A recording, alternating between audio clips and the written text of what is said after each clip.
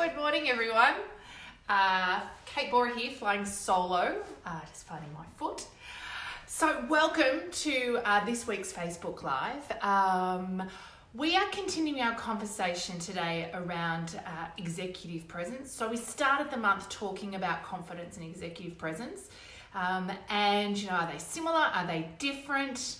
We talked about, at one stage, we were thinking about actually using the language executive presence because it seems more palatable in organisations. And also for us as well as people, if we think about executive presence, how I show up, it's something that we're really comfortable talking about.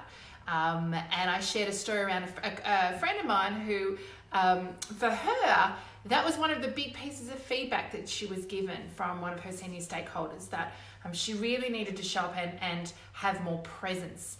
And executive presence often infers presence with senior stakeholders as well.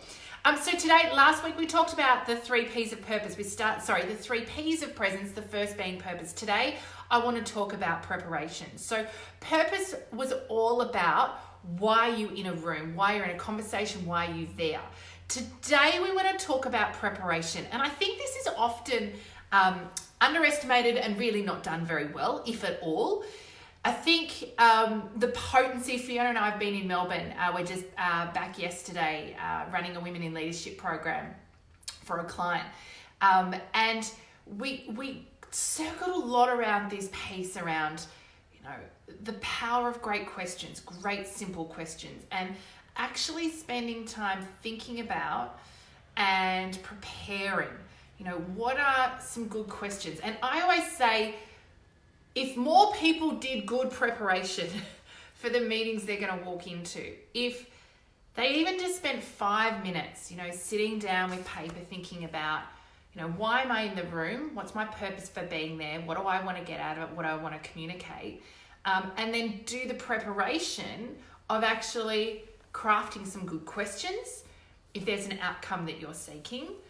Some good simple questions, as opposed to what often comes out is long-winded, articulated, lots of big words, to really be able to synthesize down to small, concise questions. We did this when we were doing our group mastermind actually on Wednesday.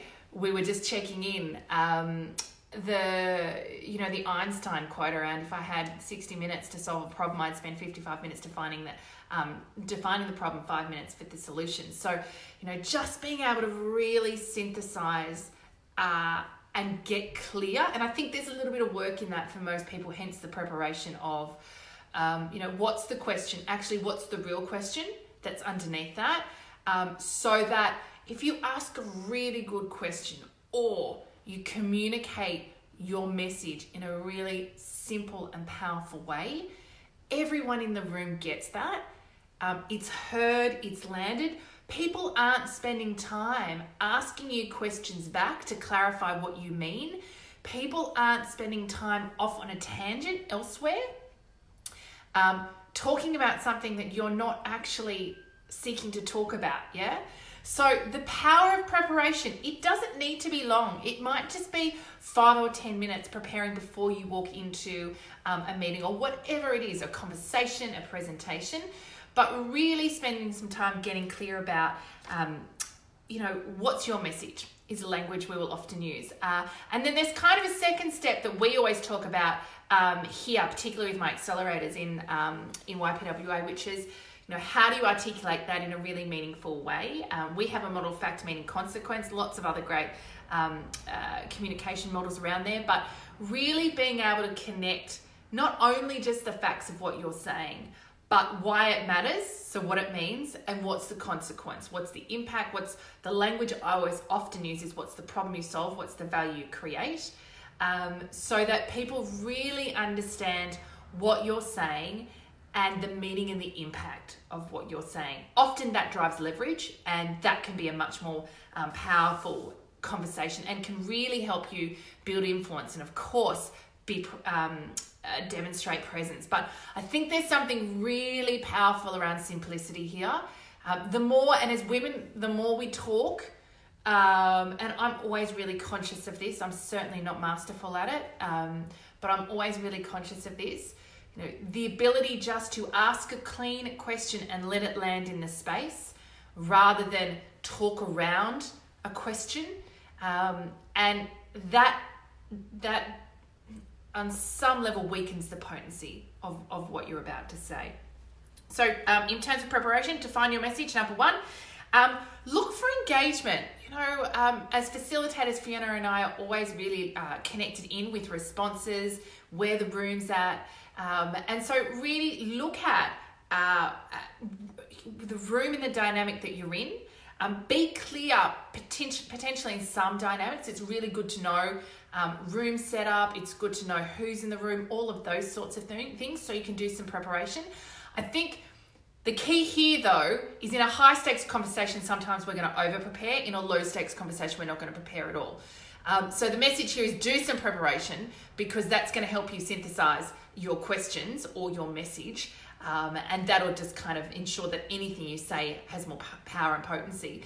But the second thing is don't over-rely on this preparation in a high-stakes conversation, because we can start to build ourselves into a fight or flight state as well. But look for connection, look for responsiveness, and look at how you can drive engagement. Look what follow-up questions that you can ask in order to, again, a question is often a really strong reflection of your personal brand. So, I've sat in rooms where maybe I've thought people haven't spoken up much, and I've questioned why they're in the room, and then they've just asked a killer question. I'm like, wow, that's a great question. So never underestimate the power of a good question on your personal brand. Bear in mind, you're not answering the question. You're just asking a really good question. It is often a reflection of your level of thinking. Cool. And number 3 is really about leveraging your strengths. I think sometimes we go into rooms and we compare ourselves to others. And so really spending some time when you're in the preparation stage going, great, what's my message? How am I going to connect and engage with my stakeholders? But what am I really great at, and how do I do more of that? And what am I not great at? And that's okay. Go in and leverage your strengths. Be the authentic you, and really be comfortable in that. And so I think really thinking about, what are your strengths? We call it currencies of influence, and how do you leverage that in part of the preparation and ultimately in the delivery part of when you actually show up and you have these conversations. How do you leverage those so that you really are comfortable? A great example, I was on a panel a couple of months ago, and look, I can be, years ago I would have said I'm not funny, but we've just come off a 2-day workshop, and often some of the stories that I tell, I get a couple of laughs, but by no means would I define myself as someone who has a really great use of humor when I'm presenting. And I was on stage in a panel with someone who was just hilarious, and it would have been really easy for me in that moment. And I remember catching myself to have compared myself and kind of almost self-judged based on my impact on the audience versus her impact on the audience. And instead I just really held with the fact that, my strength, that's not my strength. My strength is authenticity. My strength is often really considered questions. And my strength is often really nailing an audience with where they're at and what they most need at a particular point in time. And so I really relaxed into the conversation rather than what could have happened. So I think really leveraging your strengths, super important. Look for connections so that you don't feel like you're in a spotlight and kind of a deer in headlights. So the more that you can actually seek to think about how you might do that in advance, the easier it's going to be, obviously, in the moment. And then thirdly, really get clear on your message. What is it that you want to communicate? What's the really good question that you could ask to get people thinking as well? So that's the second P of presence. Number 1, purpose. Number 2, preparation. Next week, we are talking about presence. So actually showing up and executing and talking about some of the physiological stuff that you can really use to support yourself in that space. That's it for me for this week. Of course, coreconfidence.com.au. If you haven't got a copy of the book, you can also download a free chapter there. And if you do want to grab the book, you can get it online there as well. Ebook is now available, super exciting. And the Audible, for those that love audio, is coming. We're at the final stages. So hopefully maybe next week we'll be able to share that with you as well. Okay, cool. Take care, guys. Have a great weekend. Happy Friday, and see you next week.